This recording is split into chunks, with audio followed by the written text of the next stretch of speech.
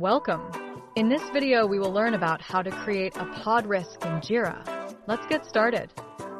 As the Scrum Master, you would be the risk creator in Jira. To enter a risk, you first have to access Jira using your credentials. The risk plugin is integrated in both production and sandbox.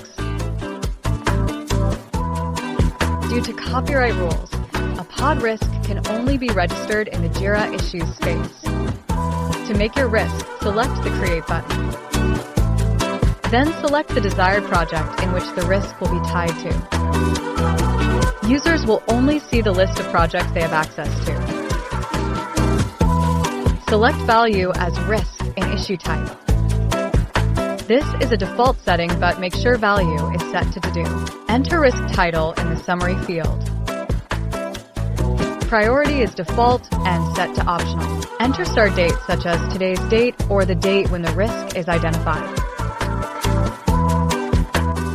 Enter risk owner, who is the person accountable for mitigation. Select category and subcategory. This enables reporting and analytics to understand trends over time.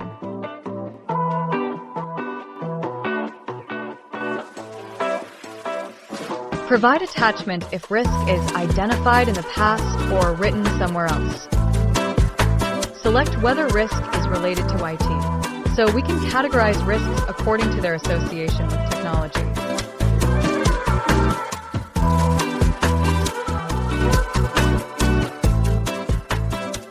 Provide as much details as possible in the description field.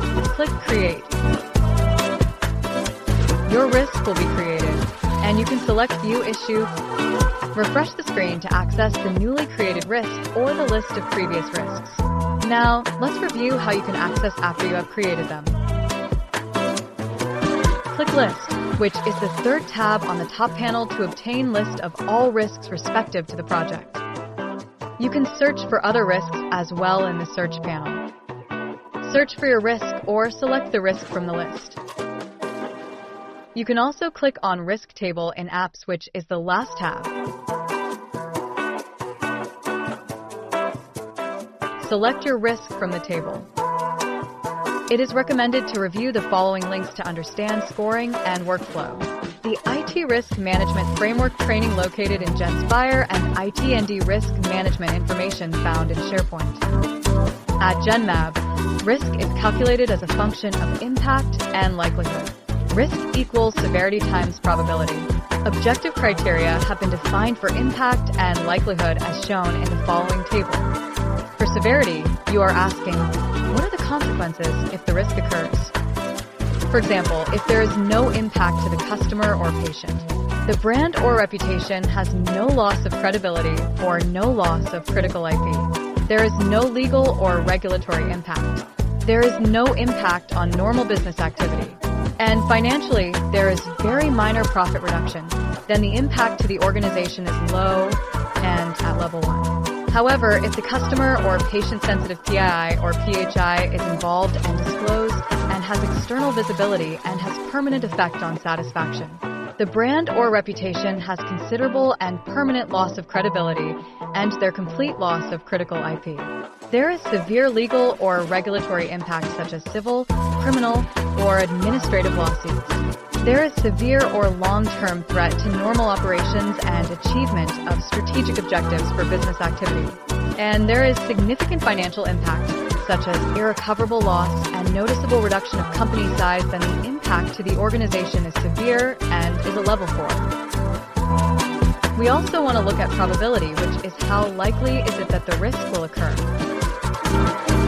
For example, if the system can automatically identify and prevent the cause or issue from happening, it may only occur once every 5 to 10 years, and there is no evidence of emerging threats.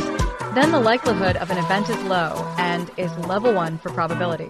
However, if there have been multiple previous failures from the same source with the same cause, and there is a potential to occur more than once a year, as well as strong evidence of new emerging threats causing crises, then the likelihood of an event is severe and is a level 4 probability. Now let's review the 4x4 matrix that is used to determine risk level based on severity and probability. The numbers in dark red, Yellow and green are derived from the risk formula and show the criticality of risk. For example, if you have risk with a likelihood or a probability of 3 and an impact of 3, you take severity times probability and get 9, which in this table is red. Now review how low, moderate, high, and severe categorization will drive risk management in a timely manner. For example, categorization of high requires that within 7 days, mitigation actions must be determined and an approved plan for remediation should be in place. After you have reviewed the risk scores and their respective definitions, select To Do on the right panel. Then select Assess. Upon selecting Assess State, a window will pop up for initial, inherent risk based on the risk matrix, which combines severity, impact, and likelihood probability. Inherent risk is the level of risk that exists in the absence of any controls or mitigation efforts. Be sure to review the 4x4 risk matrix and acknowledge prior to selecting values, then select Yes. Then enter the severity and probability. This step is required to assign a score to inherent risk.